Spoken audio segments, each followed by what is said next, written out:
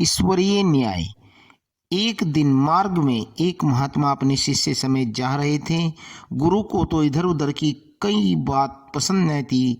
थोड़ा बोलना, साधारण नैतिक आवश्यक कार्य करके योग्य अभ्यास करना, परंतु चेला चपल था जो उसे इधर उधर की वार्ता में भी बड़ा आनंद आता था।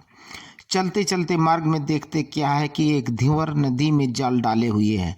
चेला यह देखकर खड़ा हो गया और धीवर को अहिंसा परमो धर्म का उपदेश देने लगा। धीवर कम मानने लगा। उस पहले टाल मटोल की, फिर बिगड़ने लगा।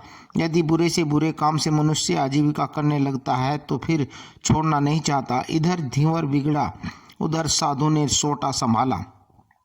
यह झगड़ा देख गुरुजी, जो कुछ अगाड़ी बढ़ गए थे, लौटे और चेले को पकड़कर ले चले। बोले, बेटा, साधु का काम समझाना है, दंड देना नहीं। यह क्षत्रिय का कार्य है।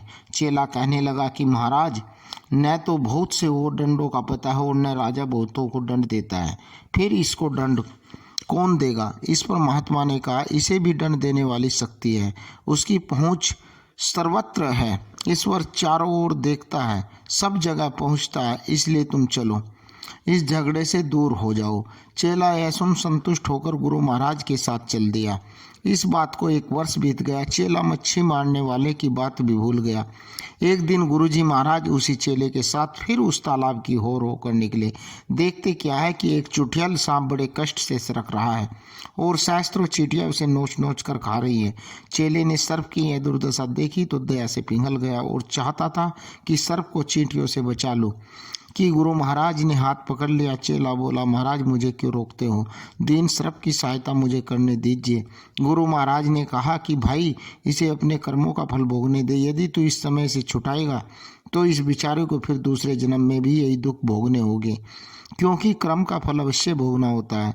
शिष्य ने कहा, महाराज, इसने क्या कर्म किए हैं जो इस दुर्दशा की दलदल में जा फंसा है? गुरु महाराज बोले, यह वही धीवर है जिसे तुम पिछले वर्ष इसी स्थान पर मछली न मारने का उपदेश दे रहे थे और वह लड़ने को उद्धत था, और वे मछलियां ही चींटी है जो इसे नोच नोच कर खा रही है। यह सुन चेला बड़े आश्चर्य से होकर कहने लगा कि गुरु महाराज, यह तो बड़ा विचित्र न्याय देखने में आया है। गुरु बोले, भाई, इसी लोक में स्वर्ग नरक के सारे दृश्य हैं। प्रतिक्षण ईश्वरीय न्याय के नमूने तुम देख सकते हो। तभी तो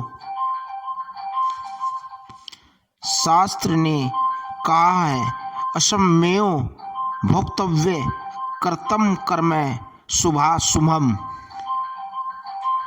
धन्यवाद।